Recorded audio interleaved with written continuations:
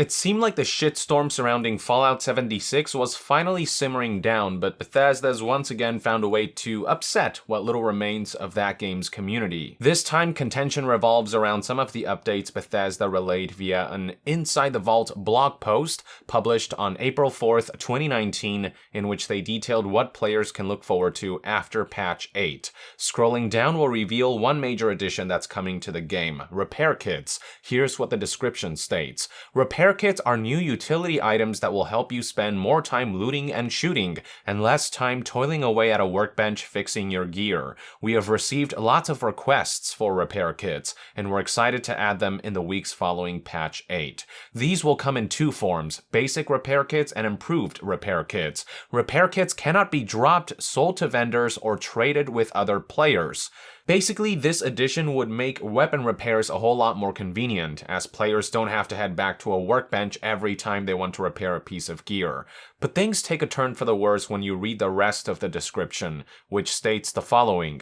Basic repair kits are single-use consumables that immediately restore one of the items in your inventory to 100% condition. So long as you have a repair kit in your inventory, you can use it to fix up a piece of gear anytime, anywhere, and without spending any of your crafting materials. Once you've got a repair kit, open your Pip-Boy to find an item you want to repair, hit inspect, select the new repair kit option, and then leap right back into the action. You can also use repair kits at any workbench in your camp, at workshops, or those you find in the world. Basic repair kits will be unlockable in the Atomic Shop using items you've purchased or those you've earned for free by completing in-game challenges. That last bit is where things fall apart. Rather than repair kits being implemented purely on a gameplay capacity, Bethesda intends to monetize them by allowing players to buy them outright on the in-game store, the Atomic Shop. Now, technically, you can earn items by completing in-game challenges and such, but we don't know what the pricing model for repair kits look like, and the earn rate of items does slow down dramatically once players complete available challenges. The post continues. Improved repair kits. You can use improved repair kits in all the same ways as basic repair kits, and they are also single-use consumables. However, improved kits buff the selected item's condition up to 150%, giving it an even longer lifespan against the trials of wasteland combat. Improved repair kits are rare items that we plan to award to you for free as you take on various types of in-game content. As an example, you'll receive them as loot when you take down the Scorchbeast Queen. So from the looks of it, the more effective, improved repair kits won't be sold in the Atomic Shop, and they can only be earned via gameplay. Finally, we have this segment of the post which reads, quote, basic repair kits in the Atomic Shop. We read tons of feedback and suggestions from the Fallout 76 community, and repair kits were a popular request that we wanted to get into the players' hands. We also felt we could try out something new with these, both in-game and in the Atomic Shop. As we look to the future, we're exploring ways we can bring other community-driven ideas to the game as well, such as refrigerators for camps, ammo and food converters, and even the ability to send scrap to your stash without having to head home. Repair kits are our first attempt at a utility item like this, and we plan to make adjustments based on your feedback, so we hope you'll share your thoughts with us when they go live later this month. Well, feedback is certainly one thing Bethesda doesn't have to ask for on this matter. One gander at the Fallout 76 subreddit will reveal that players are not at all happy with the current implementation of repair kits. The most popular post on this issue is this thread right here titled, Danger Sign, Repair Kits, Non-Cosmetic Item will be purchasable with atoms only, through which the following concern was expressed. Okay, so a non-cosmetic item in the Atom Shop. This is not a good sign for the game. Bethesda, no, no, no. This is a direct violation of the cosmetics-only promise. In fact, look at the wording of their post. In the same heading, they mention features such as refrigerators, ammo scrapping, and transferring scrap to inventory without stashes. There is a severe possibility that all of these could actually be purchases from the Atom Shop. This would let players who pay extra have a significantly different gameplay experience, the very definition of pay to win. From there, in response to other users trivializing this issue with excuses like, repair kits are useless, the game offers free items, it's not pay to win, just pay for convenience, and Bethesda needs to make money to fund DLCs, the post was edited with an addendum to remind people that Bethesda explicitly promised all microtransactions would be cosmetic only, and that giving Bethesda a pass on this may enable worse forms of pay-for-advantages microtransactions.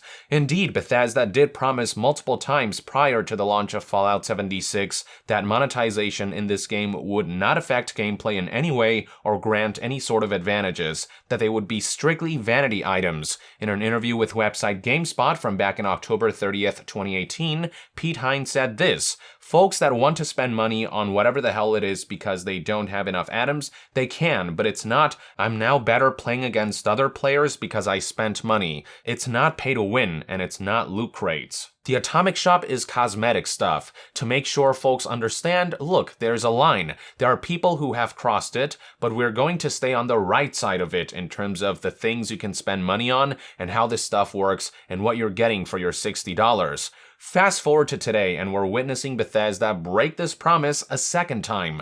The first time was a few months back, when Fallout 76 hosted the Unstoppables event, in which players could team up with one of 5 different hero costumes that granted 15 additional health to the entire party for each unique costume being worn, for a maximum of 60 additional health. One of those costumes could be earned in-game, while the rest were exclusive to the Atomic Shop and at a pretty hefty cost. Now, this was a temporary week-long event, and the health boost they granted wasn't the biggest deal in the world, but many questioned whether this event would act as a stepping stone towards increasingly more egregious implementation of microtransactions that grant gameplay advantages. That's how it starts, after all. It's little things that slowly evolve right under our noses, inch by inch. It's little lies and broken promises that slowly but surely get bigger and bigger, and this stuff flies under the radar because it occurs so gradually. This is exactly how the likes of EA, Activision, Ubisoft, Take-Two, you name it, got to where they are now, patiently, tactically, and one step at a time.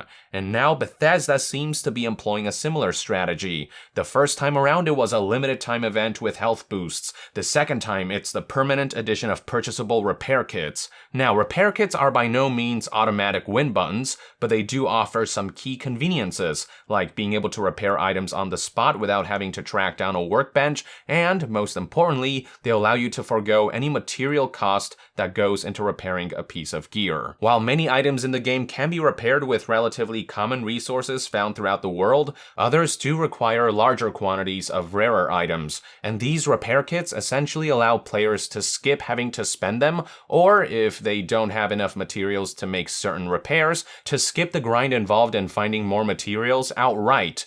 So yeah, repair kits are very convenient indeed. They do in fact affect gameplay in tangible ways, and Bethesda has decided to make this an advantage players will be able to attain by shelling out extra cash. Now, some of you will argue that the effect that purchasable repair kits ultimately have isn't the biggest deal in the world, given that they don't make you more powerful, that they're merely a convenience you can buy rather than a direct power boost. But I'll echo the concerns relayed by this Reddit user. Letting shit like this fly will only invite more gameplay affecting microtransactions down the line. Not voicing your concerns on this matter and enabling Bethesda will only mean they'll push the envelope further and come up with slightly more egregious monetization models each step of the way. Bethesda's already hinted as much in their blog post, implying stuff like refrigerators for camp, ammo and food converters, and the ability to send scrap to your stash without having to head home may be implemented in a similar manner as repair kits.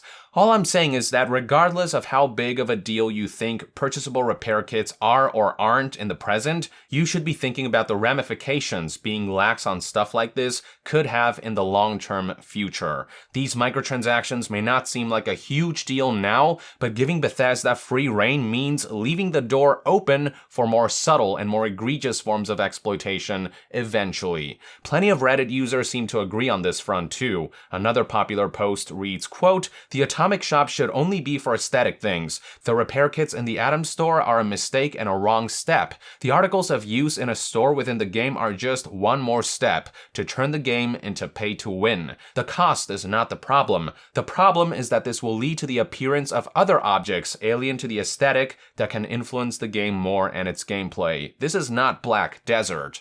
Now, this excerpt from the blog post does state that Bethesda plans to make adjustments based on feedback. The feedback is pretty clear though. Keep all repair kits away from the Atomic Shop and allow players to earn them in-game, craft them, and or sell them. It is now up to Bethesda to open their ears, set their greed aside, and actually listen.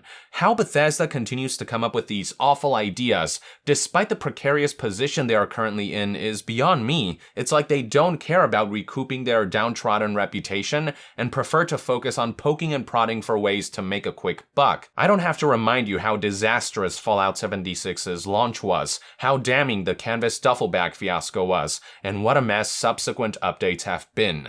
But more recently, things were actually calming down for Fallout 76, and what few players remain for the game seem to be content with some of the latest patches and updates. So for Bethesda to ruin that streak by breaking promises and hinting at a questionable upcoming monetization model is just so frustrating and so classic modern Bethesda.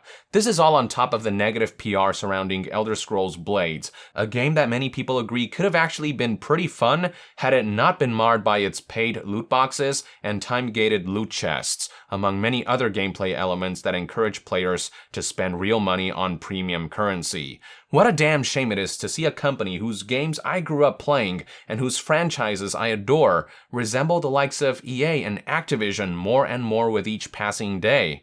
I honestly hope that Bethesda is serious about listening to feedback on this matter, and I hope that the player base will voice their concerns loudly and clearly so that Bethesda can be stopped in their tracks before they can continue pushing the envelope, before they keep testing the waters and start getting any more ideas about gameplay-marring monetization models they think they might be able to get away with. These are one man's perspective on the situation anyway. I'd love to hear what your take is on Fallout 76's introduction of purchasable repair kits in the comments below. With that, I would like to end this news update and discussion video. Thank you for tuning in. To be further updated on all things gaming news, reviews, and discussions, stay tuned right here on Young Yeah. I'll see you guys next time. Young out.